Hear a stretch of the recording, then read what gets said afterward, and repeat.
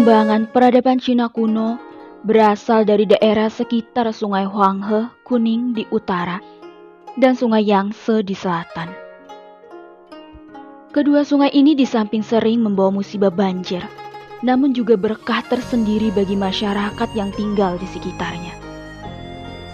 Luapan banjir tersebut membawa endapan tanah yang subur, sehingga banyak tanaman tumbuh subur di atasnya.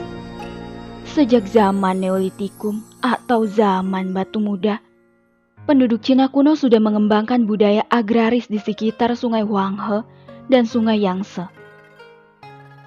Secara geografis dan historis, Cina asli terbagi atas Cina Utara dan Cina Selatan. Tanah Cina yang paling asli sesungguhnya adalah Cina Utara, terutama lembah Sungai Kuning. Di daerah inilah mula-mula terjadi tumbuh dan berkembangnya peradaban Cina, yang kemudian meluas ke seluruh Cina Selatan. Sungai Huanghe disebut sebagai Sungai Kuning karena membawa lumpur kuning sepanjang alirannya. Sungai ini bersumber dari pegunungan Quenlun di Tibet dan mengalir melalui daerah pegunungan Tiongkok Utara, hingga membentuk dataran rendah dan bermuara di Teluk Sihli, Laut Kuning. Pada daerah lembah sungai yang subur inilah kemudian bangsa Tiongkok berawal. Dalam sejarah, daerah tersebut menyulitkan masyarakat Tiongkok kuno untuk melakukan aktivitas hidupnya. Karena terjadinya pembukuan es di musim dingin, dan ketika es mulai mencair, akan terjadi banjir serta air bah.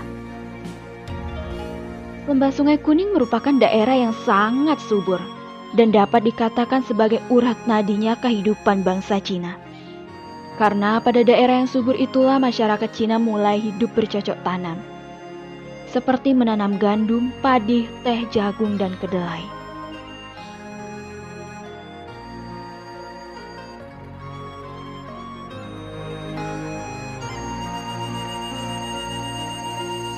Dua, kehidupan sosial.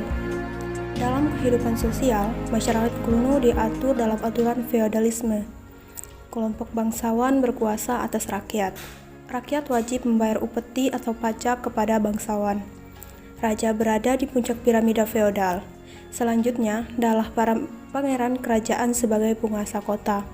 Di bawah mereka adalah keluarga-keluarga terhormat yang memegang kekuasaan di istana, dan para bangsawan yang memperoleh pendapatan dari wilayah perdesaan di luar dinding-dinding kota. Akhirnya pada bagian dasar piramida feodal adalah rakyat biasa dan para prajurit.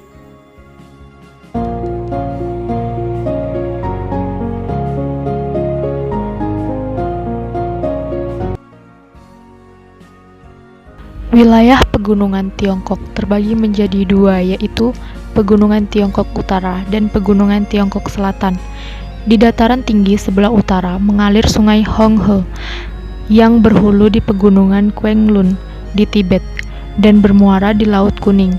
Di dataran tinggi sebelah selatan mengalir Sungai Yangtze yang berhulu di Pegunungan Quenlun dan bermuara di Laut Tiongkok Timur. Di hilir kedua sungai besar tersebut terdapat dataran rendah Tiongkok yang subur.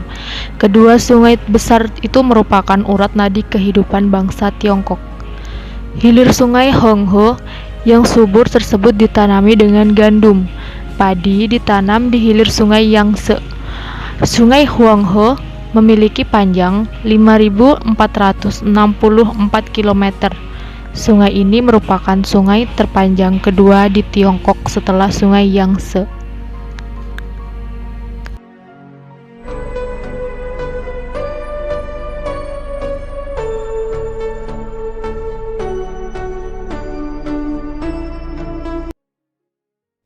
Masyarakat Tiongkok kuno telah mengenal tulisan sejak 1500 sebelum Masehi, yang ditulis pada kulit penyu atau bambu.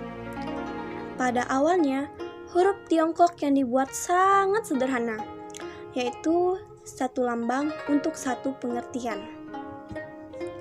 Di masa pemerintahan dinasti Han, seni sastra Tiongkok kuno berkembang begitu pesat, seiring dengan ditemukannya kertas.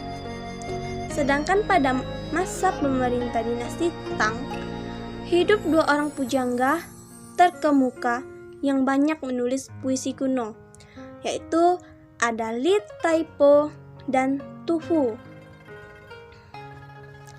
Selain berupa sastra, kebudayaan Tiongkok yang muncul dan berkembang di lembah Sungai Kuning, yaitu seni lukis, keramik, kuil, dan istana. Contoh hasil kebudayaan Tiongkok yang terkenal hingga saat ini yaitu Tembok Besar Tiongkok yang dibangun pada masa dinasti Qin untuk menangkal serangan dari musuh di bagian utara Tiongkok.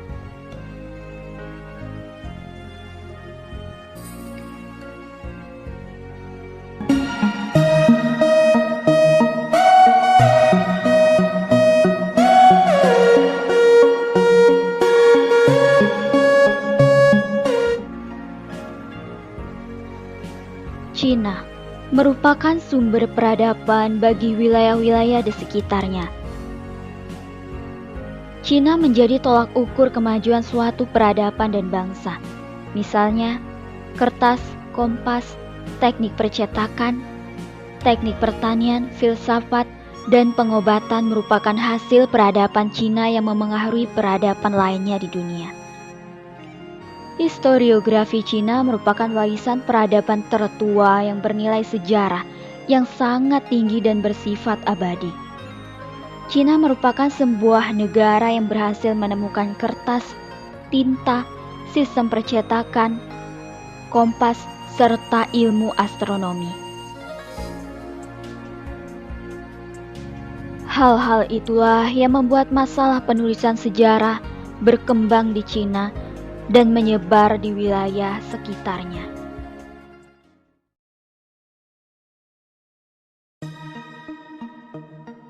Baiklah, itulah tadi hasil video pembelajaran dengan pembahasan sejarah peradaban Tiongkok Cina.